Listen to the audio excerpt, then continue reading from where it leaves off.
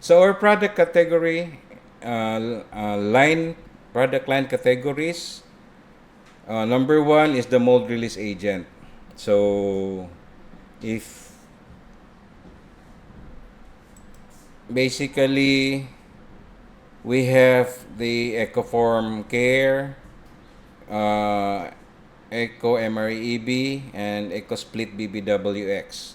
We have three: the emulsion base, the oil base, and the wax base. So they have different applications, no? But they're effective because uh, definitely you will be able to save, especially if you're using phenolic board.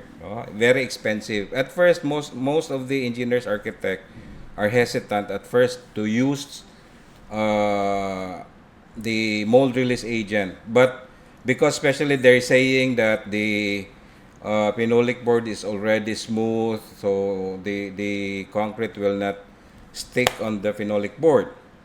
Yes, definitely, yes. But at first, the second, or third use, that's okay. After fourth, or even even more, it will scratch the surface, and scratching the surface will lead to the cement to stick on the phenolic board. And when it will stick through the phenolic board, when you demold it, automatically the phenolic will stick, no, on your substrate, and what you were be able to demold, you will get the board itself, no, it will separate, the phenolic will separate to the board. So and then it will be damaged, and then you will buy again phenolic board. So with the use of our product, the mold release agent, no, what happens is we guarantee the usage of your phenolic board even more than 10 times, because every use of your formworks, you will apply and let it dry, and then when it is already installed and ready for pouring, definitely it will hold on, it will not stick, the concrete will stick to your formworks, and easy demolding, and the surface is too uh, smooth, and that will be you can also help, there will be no walang honeycomb, no, because of the smooth flow of the concrete poured. So this is one product that helps you uh, cost savings, cost savings of your materials. See, that's one example. So the Ecoform Care, this is used a quick easy release form, product fair face concrete finish, rust proof protector, and anti-corrosive. So even this is much better to be used in metal formworks. So that is rust protector and anti-corrosive. So a coverage na is 19 square meter per liter on timber, and 30 square meter per liter on metalworks. So you can apply it by brush or by spray. The Eco MRAEB emulsion base, the pack size is 210 and also 20 liters. Quick, easy, and clean release of formworks. Produce fair face concrete finish. So makinis na yung finish concrete. Reuse of form after up to 10 times. This is what I've said, more than 10 times pa. We guarantee you can use your formworks. So the coverage is 25 square meter per liter on timber, and 60 square meter per liter on steel forms. So you can use it brush or by spray. Then, this is one of the example, the comparison and cost analysis, that if you use the formworks and without the formworks, so it's very expensive. This is one example. EcoSplit BBWX wax base band breaker. So this is intended for concrete to concrete, no? Most effective precast. So if you have a precast, a bed, no, a concrete bed for your precast, you brush it on top of on it, and that's why it is called EcoSplit BBWX. We guarantee you to split the bonding between your based precast and your precast itself. And this will prevent damages. Like for example, this one. So you can even use it with the slip form, and you can save your process with the crane lifting.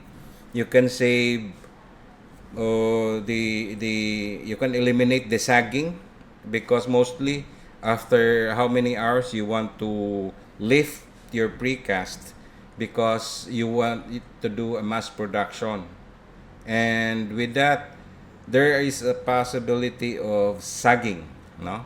So but if you use our product and you just put on top by itself another one by another one, so you can use a slip form, and there will be no problem with sagging, because once it sag during the termination, definitely you have problems with the gap between sides, and especially top and bottom, and also your plastering once it sags.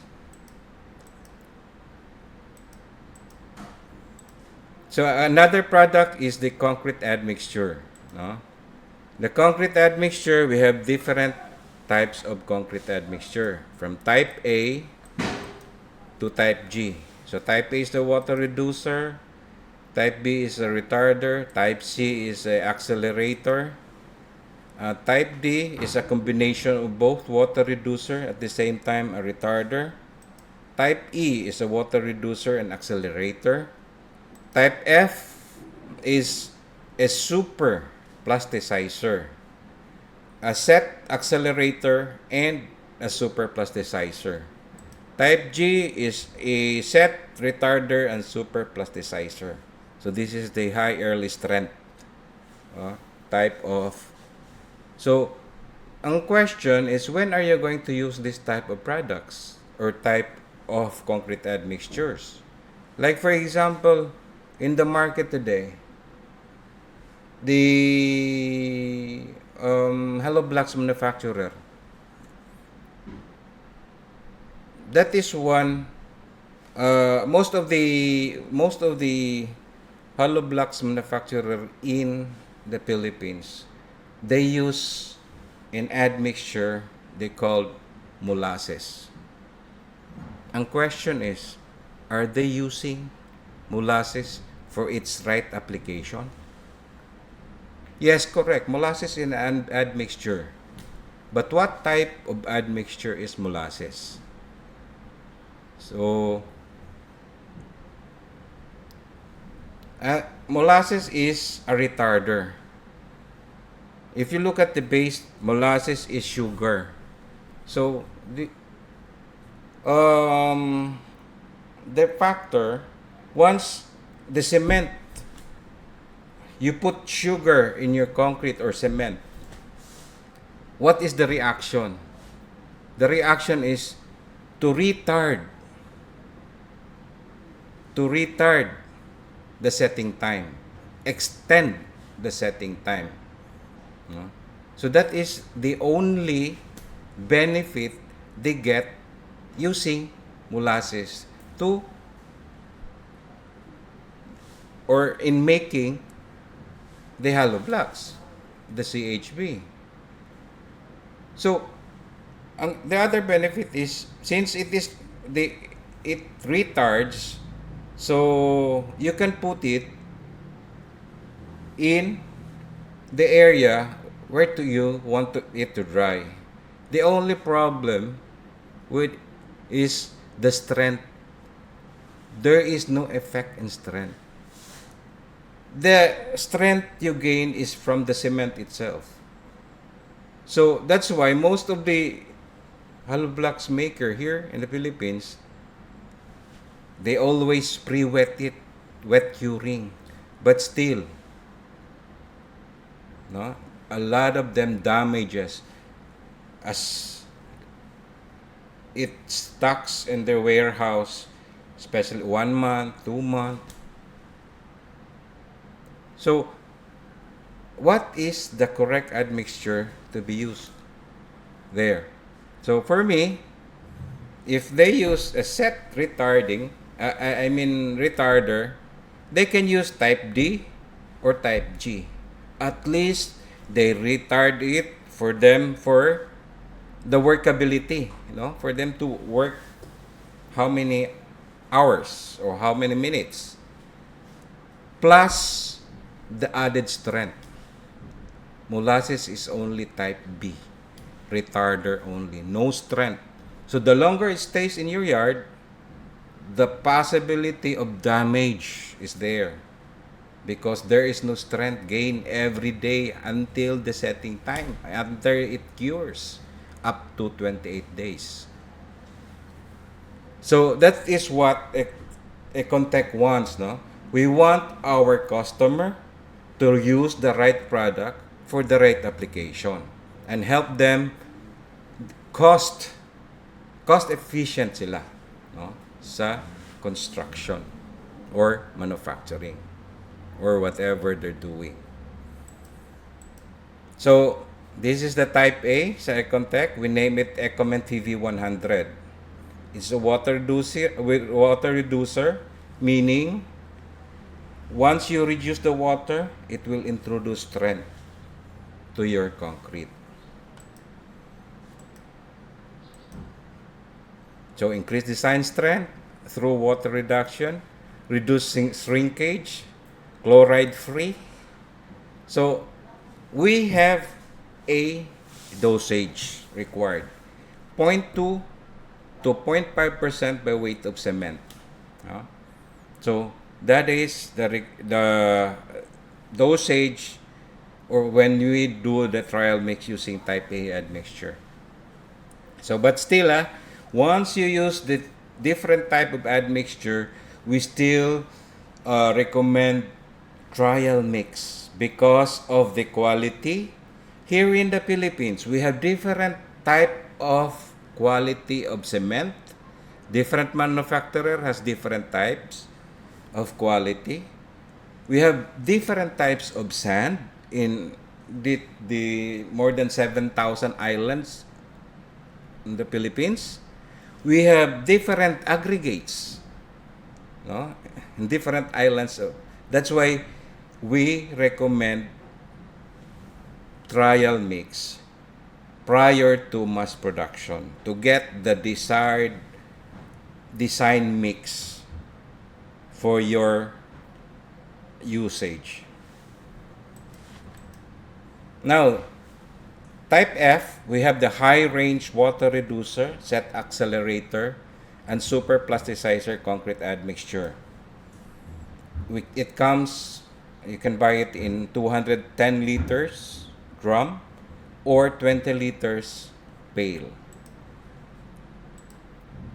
So it is a high range water reducer and accelerator.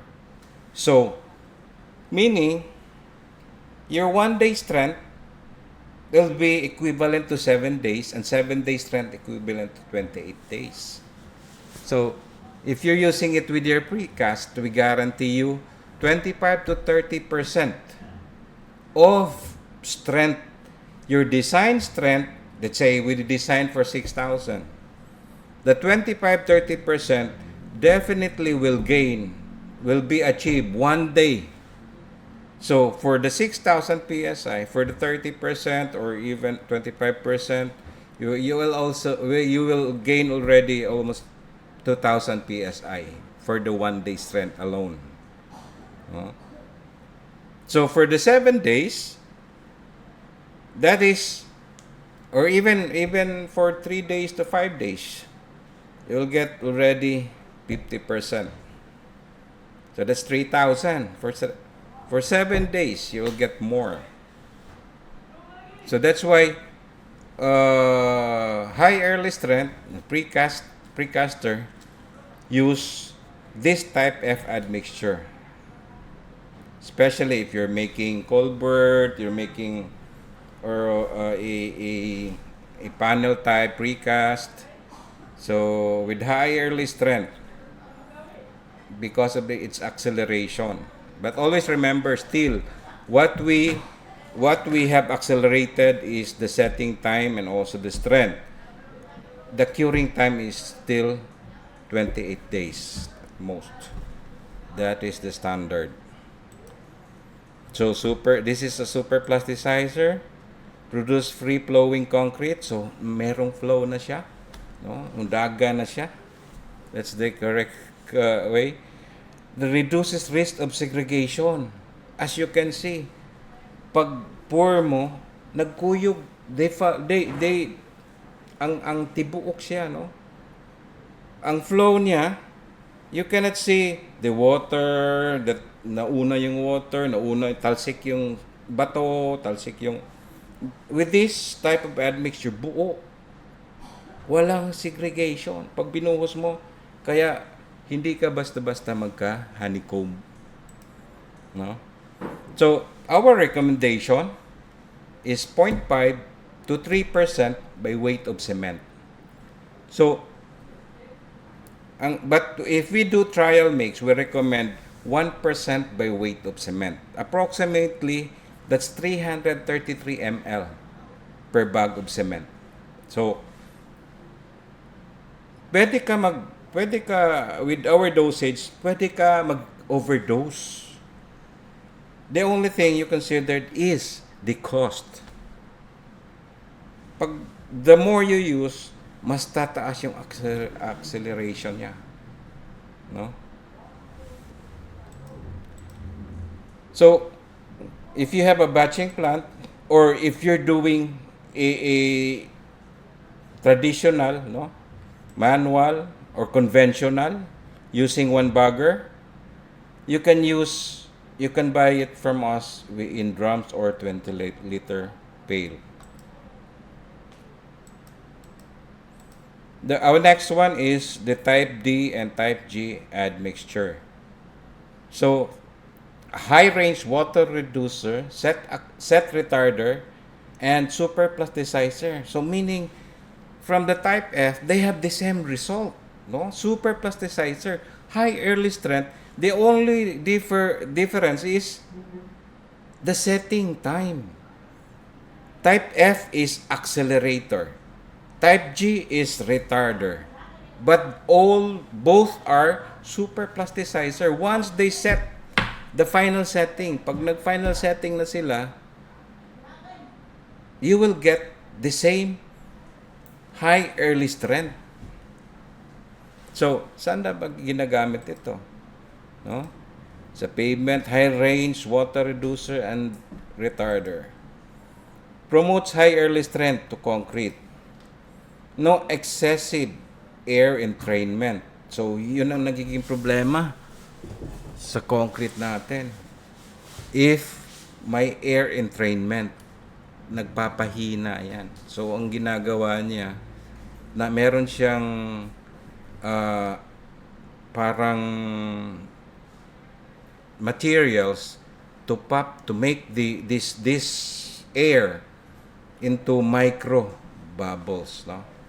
So, maganda. A super plasticizer, lasting control of the slump lost. So, yun ang maganda. Kasi, if you're into especially pavement, or let's say, yung kalsada ginagawa mo, and then, you have to travel, yung transit mixer mo will travel how many hours? So, kailangan gusto mo, pagdating sa site, yung slump mo, mayroon ka requirement, maybe 6 to 8 yung slump. Dapat, pagdating sa site pa lang, within that range pa ang slump mo. Because of this admixture. Imagine you traveled for 2 hours going to the site, and that 2 hours, no, ma-traffic pa, yung factor pa is the temperature, mainit. So, pwede mag-set siya. Pagdating mo sa site, pag testing mo ng slump niya, uy, wala na, nasa tres na. Anong gagawin mo? Hindi na siya monolithic once binuhos mo dun. Kasi lagi dapat 6 to 8 ang requirements dun eh. So, pag pinilit yung buhos dun, problem will come. Pagdating ng hindi na sila monolithic, meron ka ng cold joint in between. Tapos mahirap na yun sa tao kasi yung papunta na ng setting niya eh. So what we did, no? Dapat sa trial mix, dapat yung travel time, ilan ba dapat ang retarder o yung set retarding mo? Dapat ba 4 hours, 6 hours? So dito magpo-fall yung natin, no, dosage. Kaya nga ang dosage natin sa type G admixture is 0.5 to 2% by weight of cement. So meaning, if you go beyond 2%, definitely overdose ka. And maybe, pag overdose ka, baka buong isang araw hindi pa tumigas yung konkreto mo. Or even 2 days hindi tumigas. Because nag-retard siya ng todo kasi overdose eh. But, walang problema. Pag mag-set na siya, whatever the design mix, kung sinabi natin 5,000 yung design natin, na overdose lang siya, pag mag-set na siya, you will get or gain the same result with the strength. Ang effect lang talaga niya is more on the retardation. The same thing with the accelerator. Ang effect is more on the acceleration side. So, be careful with the trial mix using this type G admixture. Ang dosage is supposed to be 0.5 to 2% by weight of cement. So, again, we call it SP1. No? You can buy it in drums. You can buy it in pail, 20-liter pail.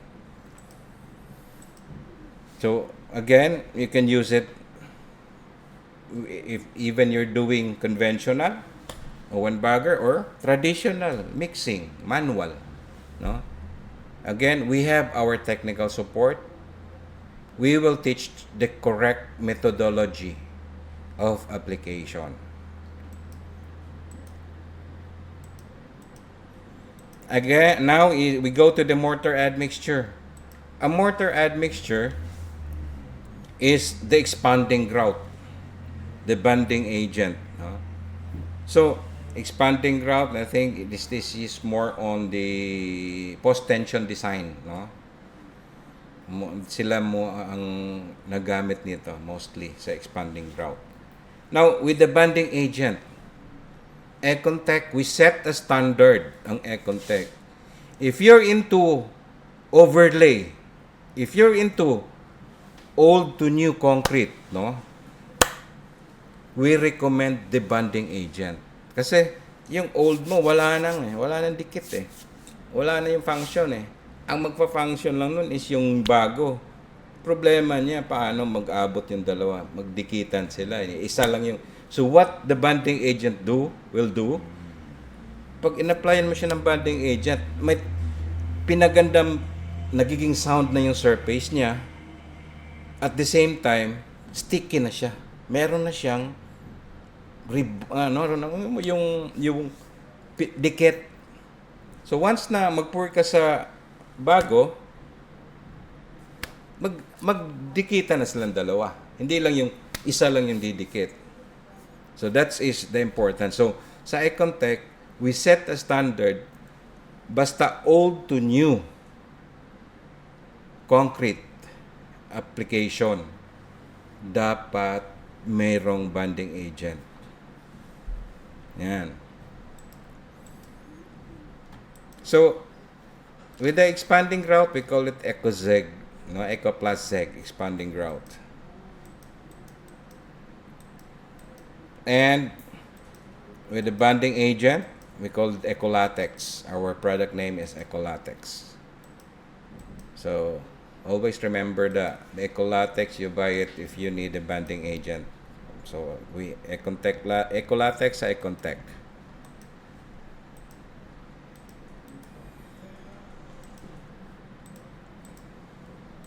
Now we go into cementitious mortar and concrete. So cementitious mortar, so we have the plastering products, no? So since this is a vertical applications, excuse me, base plaster,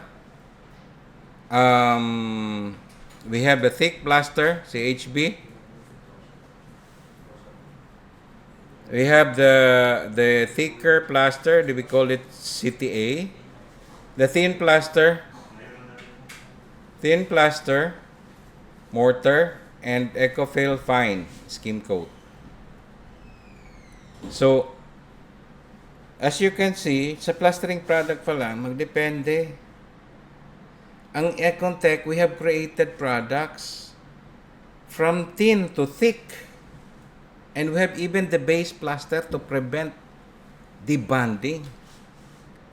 No? Especially for the precast. Ang traditional way is you have to chip off. Gusto nyo para yun ang traditional eh. Magtitik-tik kayo para pag in-apply mo, akala mo yung semento nilagay mo hindi na magdidiband. Eh ang traditional pa, ang kapal-kapal ng application ng plastering. Maabot ng 2-3 inches thickness. So, masyado makapal. Yan kaya ang tendency niya, nagsasag. Nagdidiband. So, what we did sa Econtech part, we make a base plaster. We increase the strength. Kasi alam namin na semento, ang bonding strength is only 1.2 megapascal eh. Ang Econtech, ginawa namin, nagiging almost 2.9 to 3 megapascal ang dikit niya compared to only 1.2 sa semento. So you can see the difference eh. Madikit talaga siya. So whatever the thickness, kung i-applyan mo, especially pang mga precast, yung smooth surface, no need for chipping. No? So ganyan kaganda ang product sa Econtech. We also created, we're first on this, no? The concrete in bag. This is a product, no, that a high early strength concrete. Let's say if you're into the high rise, and let's say if you're in the 10th floor, you need the concrete. A volume is less. So all you have to do is bring bag on top in the 10th floor, and you need only water. So there's no more preparation. You will not bring cement on there. It's a 10th floor. You will not bring sand. You will not bring aggregates. All you have to do is bring Ecocrete product in bag. So ang packaging pa niya is 27.2 kilograms. So easy ang handling niya. And hindi messy. Oh, if you use this product. So, most probably sa 10th floor, gagawa ka ng lababo. Ang thickness niya is 2. Pwede nga 1 lang eh. Pero pwede na 2 o yung traditional niya 4 yung gagawin mo. Pwede na 2 sa product natin. And pag binuhos mo siya, the following day, pwede mo na tanggalin. Kasi high early strength siya eh. Meron na siyang 1,000 to 2,000 PSI sa 1 day pa lang. So, pag the following day, pwede nang gawan kung anong, lagay mo ng lababo, tapusin mo na ng ilang araw. So, that's the savings you will get using our product. No? Hindi yung traditional, ilang araw, 5 araw mo bago i-demold, tanggal. Nagbayad ka ng tao, 5 araw, walang ginagawa. Yun, 1 day pa lang, tapos na yung lababo. So, second o third day, tapos na yung ginagawa niya. Because it's a high early strength. Ang handling pati, easy lang. So, hindi lang sa mga high-rise, pati yung mga low, mga bungalow, mga ano nga ba, you can use this. Sa puting. If you're in your subdivision, you can even make it as a hump. Madali lang daanan. The following day, pwede na daanan ng light vehicles. Kasi 1,000 to, palagay natin, sa 3 days lang, pwede na daanan. Kasi 3,000 PSI na mahigit eh. So that's the advantage with our concrete, high-strength concrete in bag. Andiyan na kasi, design siya eh. Actually, 6,000 PSI siya eh. No? Sa flooring, we have different thickness. Dito naman tayo sa kanina, vertical application dyan sa cementitious eh. No? Dito tayo sa flooring. Meron tayong 5,000 PSI. Meron tayong 6,000. Magdepende. Kaya nga, dito papasok yung ano eh. Whatever the thickness you need, kailangan mo lang 4 mm to 6 mm thickness na flooring, na cementitious. Kaya ng Econtech. We have Ecofloor mortar. If you need a rubberized, then we have 2 component. Meron tayong single component. Pwede lang siya. Mas cheaper siya once you applied it. But if you want more, a higher strength and with hindi na siya hindi slippery, then we have 2 component. And if you go beyond that, no, meron tayong Ecofloor nga mortar FM na fine. Meron tayong, if you go beyond, na meron tayong coarse, no, para medyo makapal-kapal na. If kailangan mo rin na makapal talaga, then we go to the concrete in bag. Kasi there's certain limitation on the application of the thin patch layer, thin overlay. Kasi pag if you go beyond that, kaya nga sa amin yung mga products, yung plastering, yung sa vertical application, sa horizontal application, meron siyang different types of yung coarse na sand ginagamit. Hindi lang siya one for all. Meron siyang formulation nga if you go palaki or thicker na talaga, then you need aggregates na. Para that is to prevent from cracks, no? And ma-fill in talaga tanan ng voids, lahat ng voids. The load-bearing CHB, if you want 400, 750, and 1,000 PSI, we can help you. We'll help you with that design, no? Para kasi yun ang yun ang mga dapat ginagamit ngayon eh. Especially sa situation na mayroong mga lindol, mayroong mga so you need to use a load-bearing CHB. That's why we have a product, the admixture, and the design mix para matulungan ka sa 400, 750, 1,000 PSI design. So sa grout FS naman, non-string self-leveling grout, excellent fluidity, high strength, no bleeding, no, non-toxic and non-corrosive, early, easy to use, just add water. So that's 5,000 PSI. Actually, its range actually maabot ng 8,000 nga yan eh. No? It is based for grouting base plate, grouting of machine bed. Our EcoGrout HS naman, pumpable, non-shrink, cementitious grout. So, with this, ang advantage niya, high early strength siya, high ultimate strength.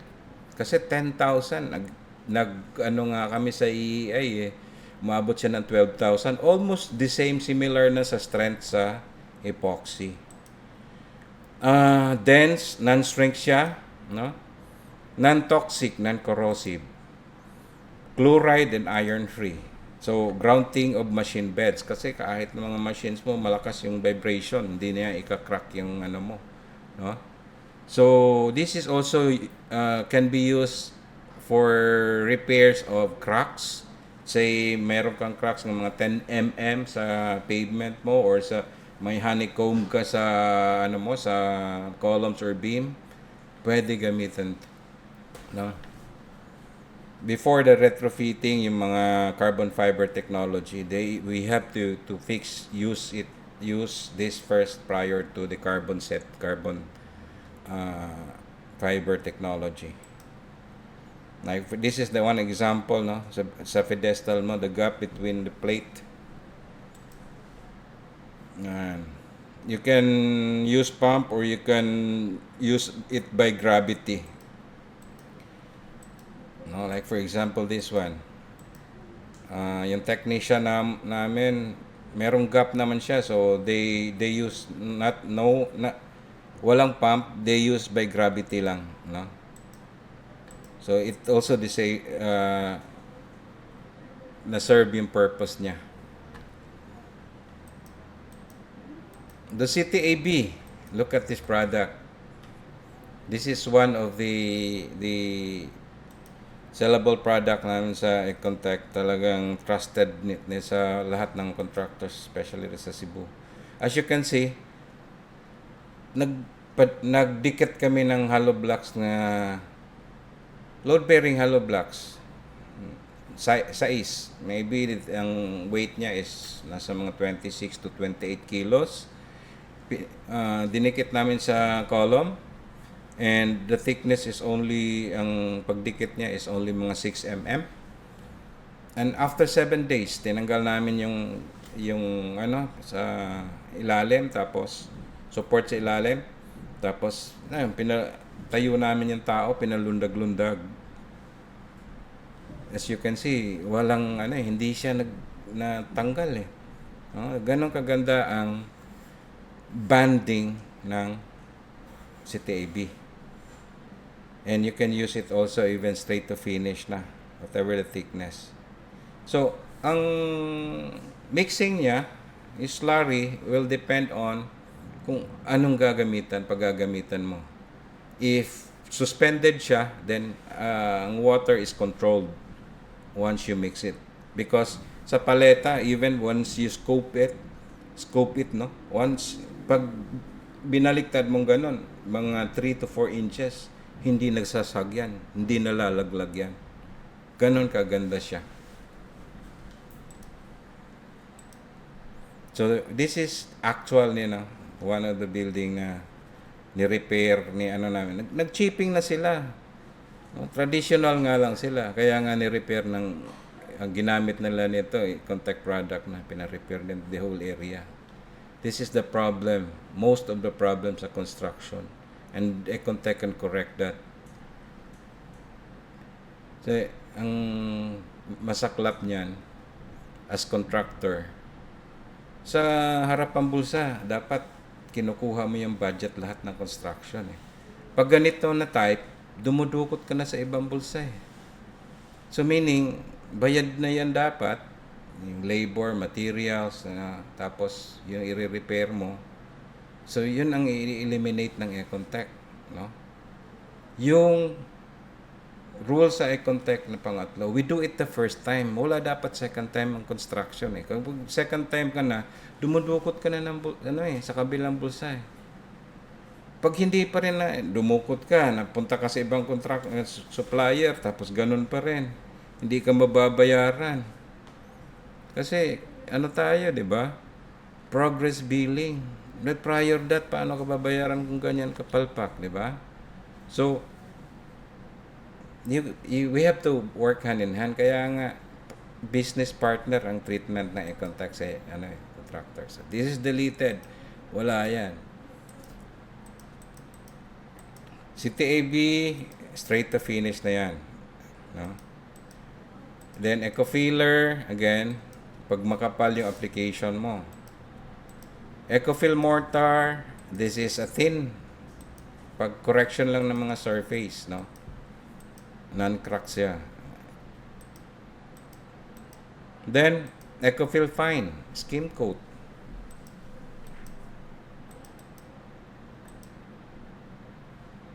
May gray and white na to, no? Gray and white, skim coat. So, this is the traditional way. So, lahat ito, inalis na ng Econtech sa inyo, sa contractors to.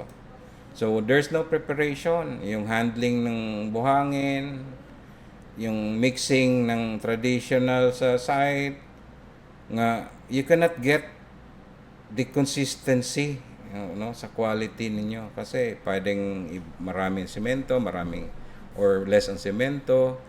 Sa Econtech, factory mix siya. Formulated siya.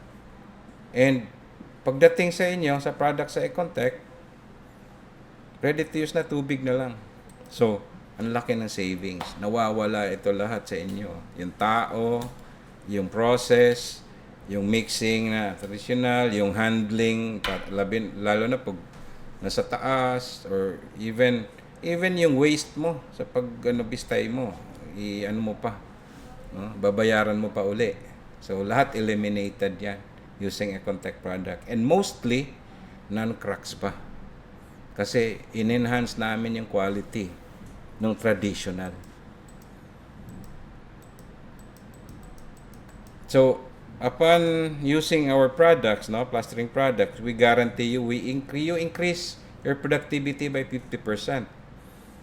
Meron kang cost savings, no? Minimal wastage, excellent adhesion, positive thing, ang possible thinner application to cut down cost, no neutralization prior to painting, no need to patch or masilya.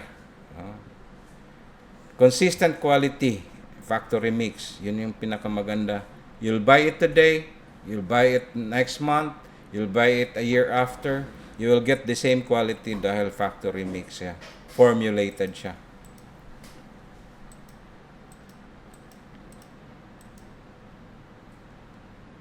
So this is the methodology on application, no? At first, i-pre-wet talaga siya or clean it well. Tanggalin mo yung lightens or possible grease, oil. Then i-pre-wet siya. So once na pre-wetted na siya, no?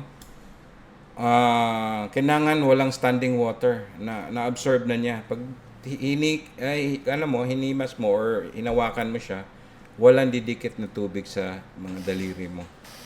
So, that's ready for application.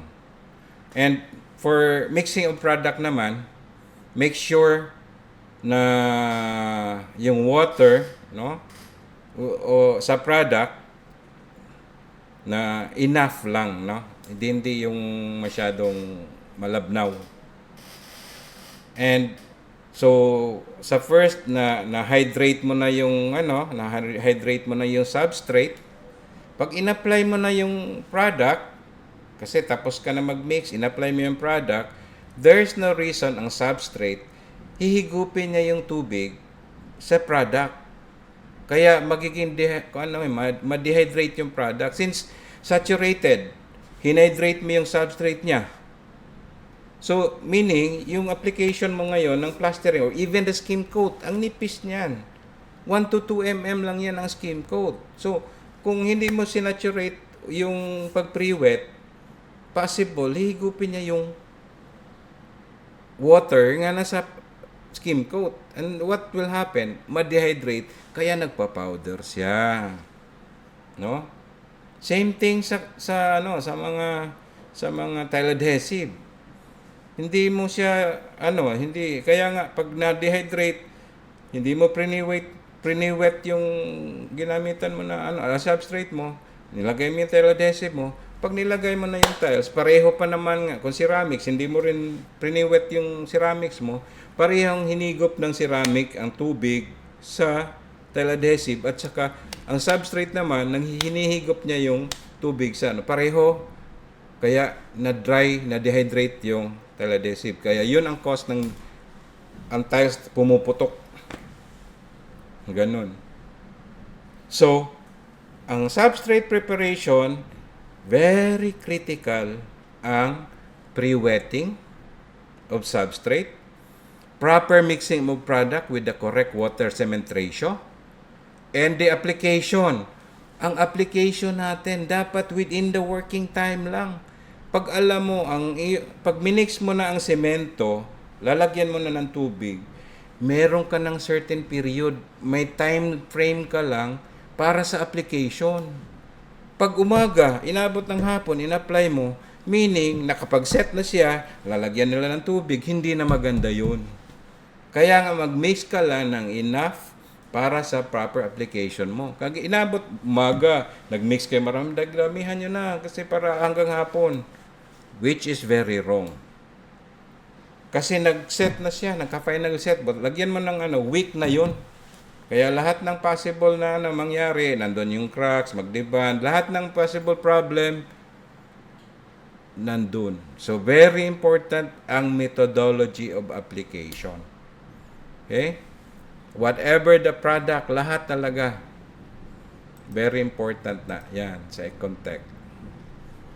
If eliminate natin ang problem. No? This is the concrete in bag.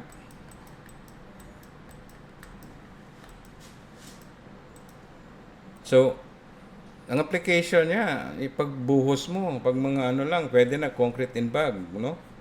Diretso, sa footing, sa column, sa beam. Now, sa curing compound. We go to the curing compound. Ang curing compound, we have WS, wax base, and silicate base. Kailan ba gagamitin ang curing compound? Most of the architects or engineers, alam nila ang curing compound or kilala o alam nila ang curing compound. Ang question is, alam ba nila kailan gagamitin? Kasi kailangan alam nyo kung bibili kayo nito para hindi ma-defeat yung purpose niya. Dapat magtanong sa proper nga nakakaalam. Kasi ano bang definition ng curing compound? Ang curing compound is to prevent dehydration. No? So, let's say pavement. Ang ginagawa kasi ang iba para hindi yung nilagyan nila ng plastic or ang ilalim nilagyan nila ng binasa nila ng todo para hindi higupin ng or plastic para nandun ran ma-stay yung water, retention ng water sa concrete mo. Ang purpose naman sa curing compound, since ang iba exposed naman ng ibabaw and considering sa temperature natin sa Pilipinas, no? Ang thickness niya, no? I mean, let's say, once na kailan gagamitin ang curing compound? Yung iba, sige, pagkatapos niyan, bukas, lagyan nyo ng yan. Which is very wrong. Ang intention natin is to retain the water within the certain period of time. Kaya nga, pag naayos mo na yung level, kahit hindi pa siya nag-set ng final or initial, as long as yung ibabaw hindi na siya madidisturb once you apply the curing compound, that is the best time to apply the curing compound. Kasi, ilaminate niya yung ibabaw yung surface Ang purpose is, once you laminate, mag-iwan kasi yan ng thin layer na parang parang lamination to prevent the water from going up, no? O dissipate o mag-ibabaw, magbi-bleeding. Pag nailagay mo na lahat 'yan, na-retain natin ang tubig for the certain period of time para before siya mag-final setting, walang dehydration. Yun ang purpose niya. To prevent dehydration. Pero, kung nilagyan mo na after ng pila na ano na, no? Na ilang hours na bago mo nilagyan na dissipate na, labas na yung dehydrated na siya, doon lilitaw o lalabas yung problema. No? Sa dehydration. Kaya nga, before or mag-final set siya, dapat na-apply na siya. To make sure ang retention ng water within your concrete. No? Para hydrated siya. Kasi pag ang concrete mo hydrated, walang problema lahat. Pag dehydrated, lahat nandyan. Nagka-crack, nagpa-powder, nandyan. Yan ang problema. So that is the function of EcoCure S or EcoCure WS, the curing compound.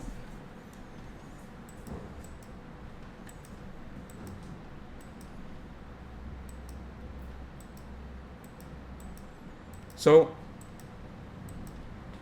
ang wax base is better for milky white ang color nito eh. Ang silicate base is clear. No? So, after the curing compound, we have the waterproofing system. Econtech, what Econtech did, we have various of waterproofing. We have cementitious membrane. We have the admixture waterproofing. We have the integral waterproofing. So, we don't do more on waterproofing na maraming eche for just to earn money. Ang ginagawa ng Econtech is para lang talaga magamit mo yung product sa saktong application. We can make a lot of products ng waterproofing, etc. Dagdagan mo para para kumita yung purpose. They will do the same, no? Like the integral waterproofing, nandyan na yun sa market eh. Unang-una niyan, nandyan sa market na. Ang ginawa lang namin sa Econtech, sa integral waterproofing, we add an admixture to as raw materials dyan. Kaya nga, ma-enhance natin yung once nagamit mo yung integral waterproofing namin. Kasi may admixtures eh.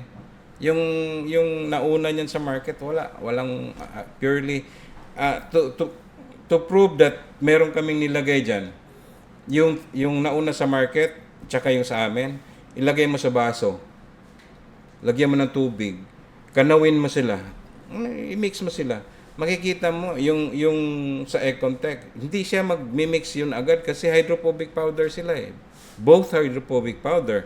But once na inano mo, makikita mo clear lang yung water nila. Sa amin, naging brownish. Ang brownish, nandun yung admixture niya. No? So, may enhance pa lalo yung mo. Now, sa cementitious membrane namin, na waterproofing, ang ginawa din namin, pwede siyang converter. No? Converter in the sense that kahit na glass, pag pinahiran mo ng waterproofing namin, first coat, the second coat in a different direction. So, you convert glass to cementitious. So, maganda na yung niya eh, cementitious na eh. So, any cementitious product, pwede mo siyang, like for example, this one, pwede mo na siya i-tiles. Ito lang siya. Pag-start ng Econtech pa to, as you can see, glass yan. Ang tagal na nito, Pero, ang technique, we have to convert first glass to cementitious. pag nilagay mo diretso ang tile adhesive, possible na didikit, pero possible na pag ilang months, tanggal. Pero ito, ilang years na to? I think 2006, 2007 pa ang sample na to. Ito nga, makapal ito eh.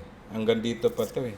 Ang ginagawa during the presentation, pag pinasa-pasa ng mga engineer, kinukutkot yung dulo eh. Eh kung weak yan, pag kinutkot mo yun, of course makukutkot mo yan dahil cementitious yan eh. Ika portion of that oh. Pero kung mahina pa yan, tanggal na lahat yan. Imagine oh, sa tagal na nito, buhay pa. Yung grout, tile grout ng Econtech. Different colors, tile adhesive. Pero ang sikreto nito, ang conversion. So, na-convert natin ang glass into cementitious, then tile adhesive natin. Tiles natin. Pwede rin, conversion, pwede metal, magiging cementitious. Meron kaming customer niyan. Ginawa namin yan. A foreigner sa Batangas, resort niya. Ang sabi niya, ayaw niyang ma-expose, ayaw niya makita yung yung mga I-beams. No? So what we did, instead of, paano mo ba i-cover, itatago siya? So kinonvert namin yung metal into cementitious, then plinaster namin siya. Very satisfied client hanggang ngayon. Then, iba, kahoy. Especially yung mga booth, yung mga nang nagtitinda ng kahoy yung ginagawa nila eh.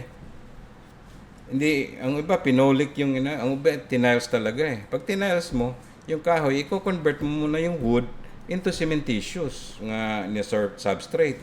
So, papahiran mo ng waterproofing namin. Pag pinahiran mo, in opposite direction, two ano man yan eh, two applications eh. First coat, second coat. Pag pinahiran mo, una in this direction, second in this direction. Na-convert mo na yung wood into yung mga tindahan, nagtitinda ng mga dyan. O yan kahit na Angel's Burger, yung nila, ganun ang ginagawa. Kahoy, tapos itiniles nila. So, ganun ang gagawin para sigurado ka, matibay. Hindi siya magdidiband. Okay? That's one part of our cementitious.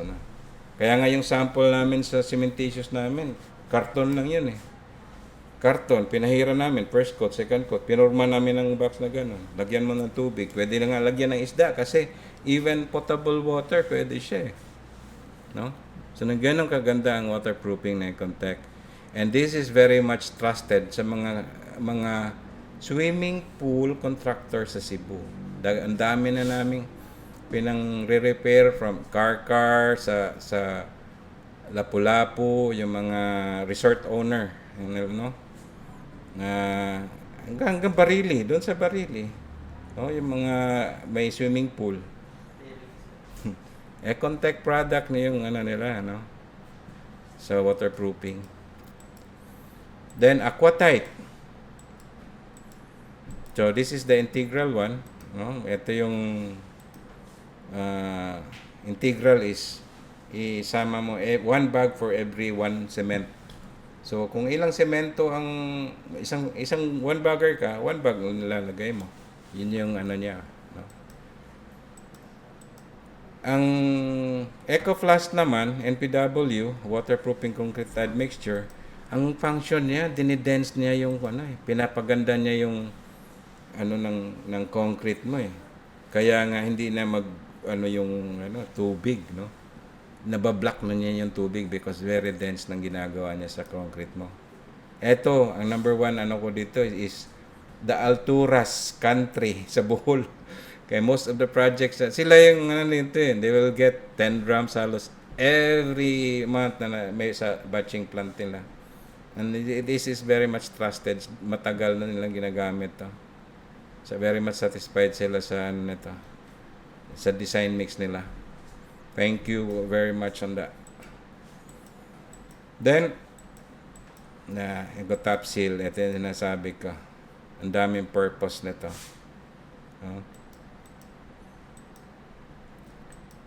We have the highly flexible.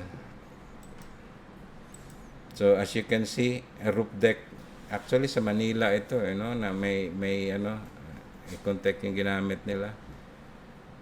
Then itong roof deck sa Park Lane ng roof deck to, Cebu. And this is the metal, yung metal I-beam ng metal, ito yung sa Batangas.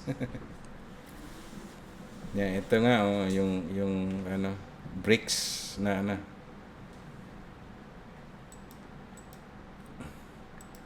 So after the waterproofing, the floor treatment and tappings. So whatever the thickness, andyan na, no? Floor treatment and tappings. EcoFloor Hard. If you've been to SNR Cebu, ang flooring niyan is Econtech. Ang nag-apply niyan is Santa Clara. So it's EcoFloor Hard Natural. Yan ang ano nila. It comes in different maraming colors yan, no? Even we can do customized whatever colors you like as long as ano lang yung quantity niya.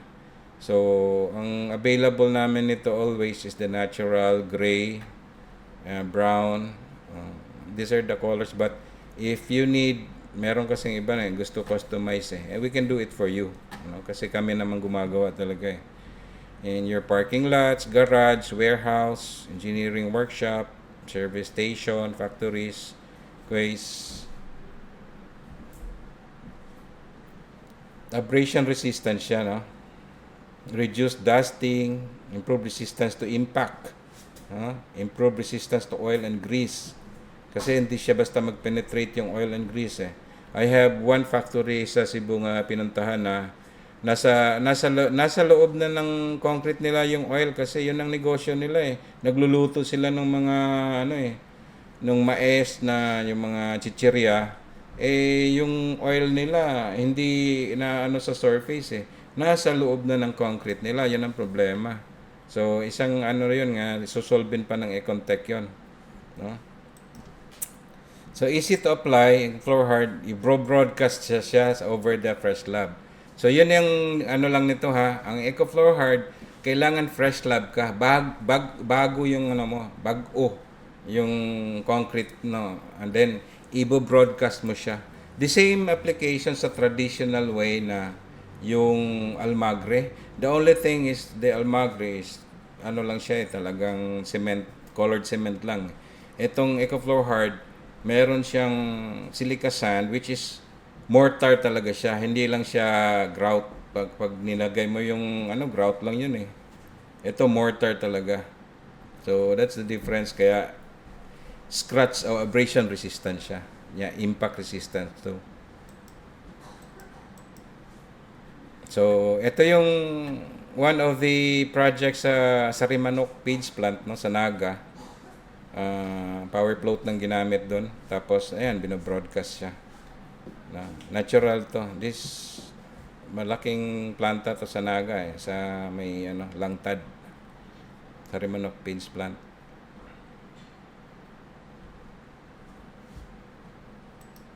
Then, yan sa SNR Cebu, under Santa Clara.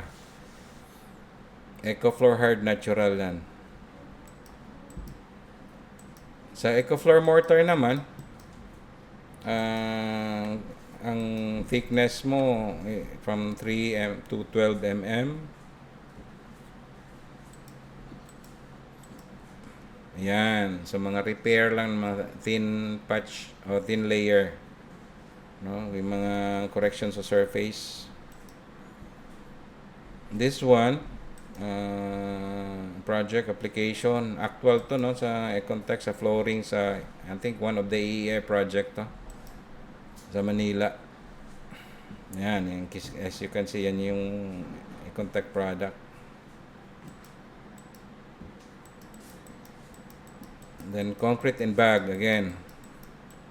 So once na makapal na yung kailangan mo sa flooring and ang volume is lesser than hindi ka bumili ng sa batching plant, you can buy directly from us na in bags and you can use one bagger during the application or even manual, no? So, sa mga ganito kaliit na applyan, pwede na yan. Eh. Pag bumili ka nito, walang hassle eh. Tubig na lang, apply diretso. After but we always consider the methodology, application. Yan.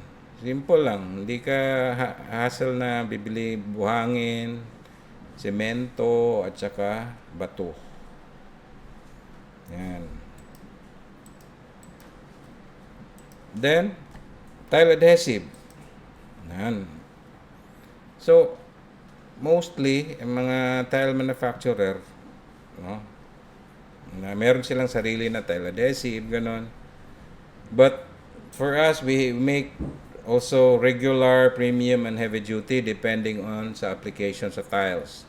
So, it doesn't mean nga pag ano ka na makapal or kung basta as long as yung thickness niya is 1/4 niya, tapos yung kahit anong lapad siya, anong laki, we always consider the thickness kaya lang ng regular, ang regular intended for mga ceramic or yung mga rough ang surface sa likod, but pag smooth na, we go to the premium. So for mga thin tiles na siya, pag makapal na yung tiles mo, pag mga 1/2 inch pataas, then we go for the heavy duty. So whatever the size, malapad o medyo maliit-liit, basta ang consideration is the thickness. And we always recommend the proper tools in using the tile adhesive. Kailangan talaga nuts trowel. Kasi once nga you use nuts trowel, may may curve, may mga gap in between. So once na pag nilagay mo na yung tiles, ang tendency is ilabas niya lahat yung hangin eh. Walang entrap air doon sa tiles at saka sa semento mo eh. Because of that nuts, sa ginawa ng nuts trowel. So yun ang recommendation, kasi pag wala lang, yung natural lang yan mo, tapos pag nilagay mo, tapos pinupukpok para ma-level siya, ang tendency niya, merong entrap air, akala mo nakadikit siya. Once natuyo na siya, yun, dun mo laman na, nagde-deband na siya.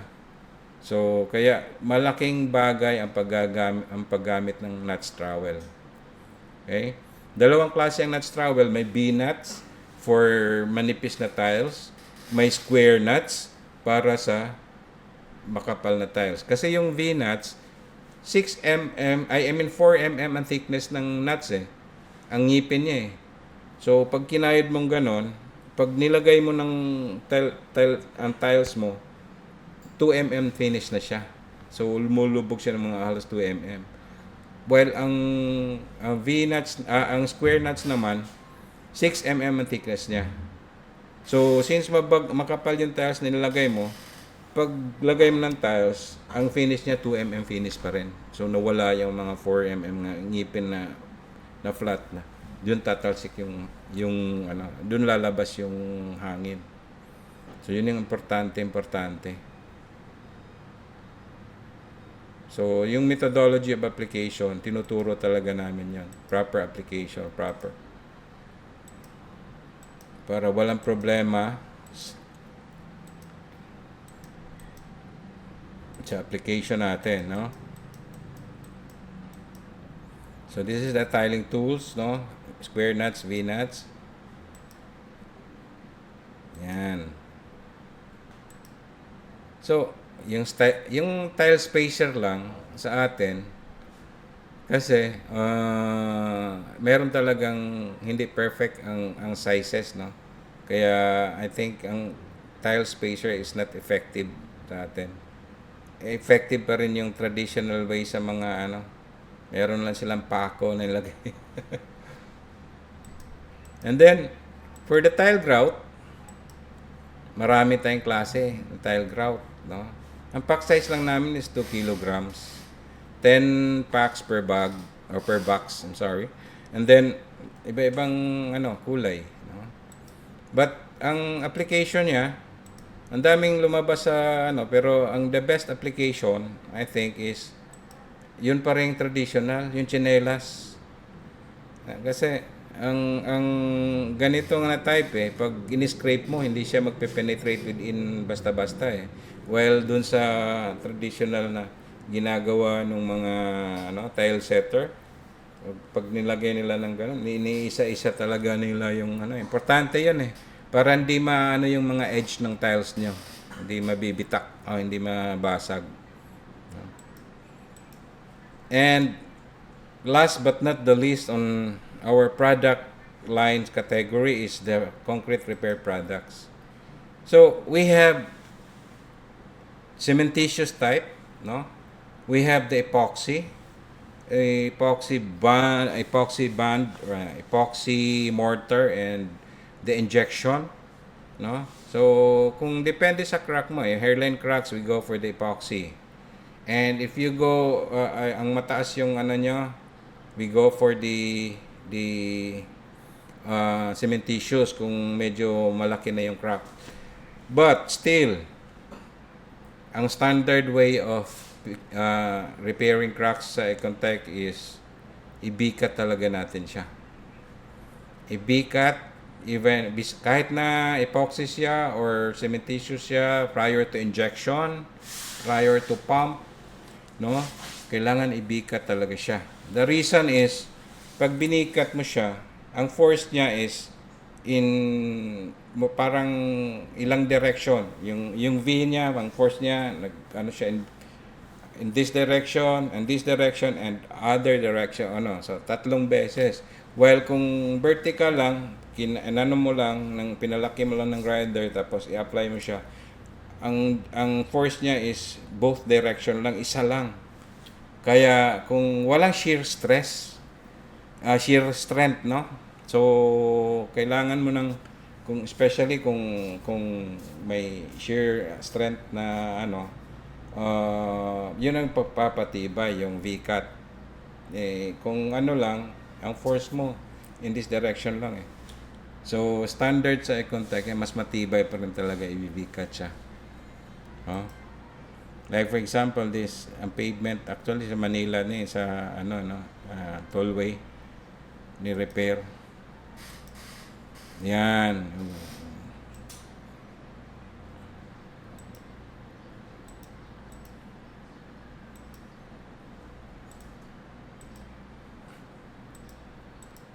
So once you use our products, you can say we build better, faster with Econtech products,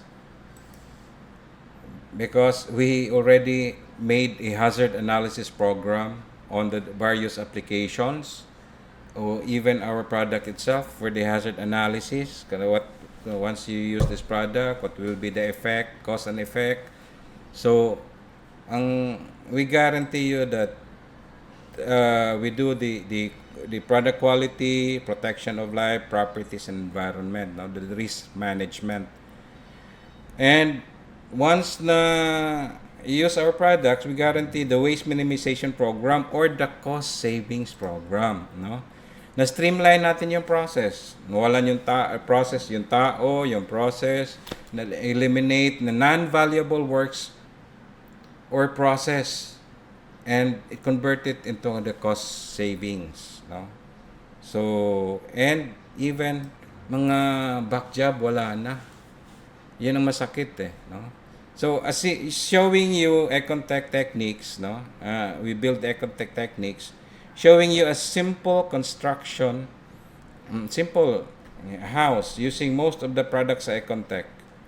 We guarantee you already with this 20 to 30 or even 40% savings, no? From materials and also the labor.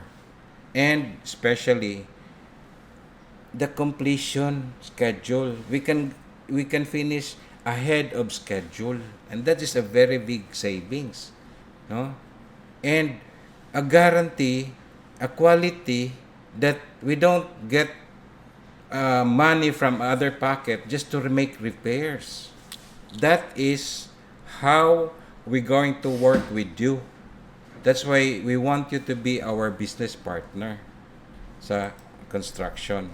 So showing you, we're still very young, from a very young Econtech, we grow old, we stand on excellence, no?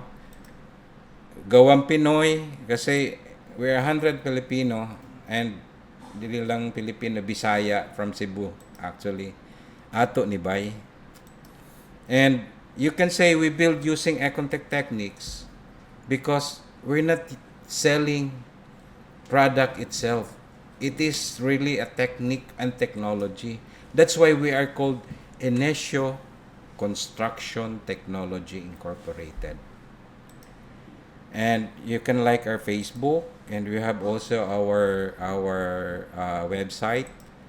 And with this, I would say, as your business partner, we want to go old with you. Lahat ng construction nyo, long-term business relationship, gagawin natin. And ang construction industry sa Pilipinas, wherever, from Luzon, Visayas, and Mindanao, we aim to, or even we go in abroad, no? As soon as we saturate, that's what we aim na. If we have the technology, we have the capacity, then we do it here or even abroad. Thank you and a good day.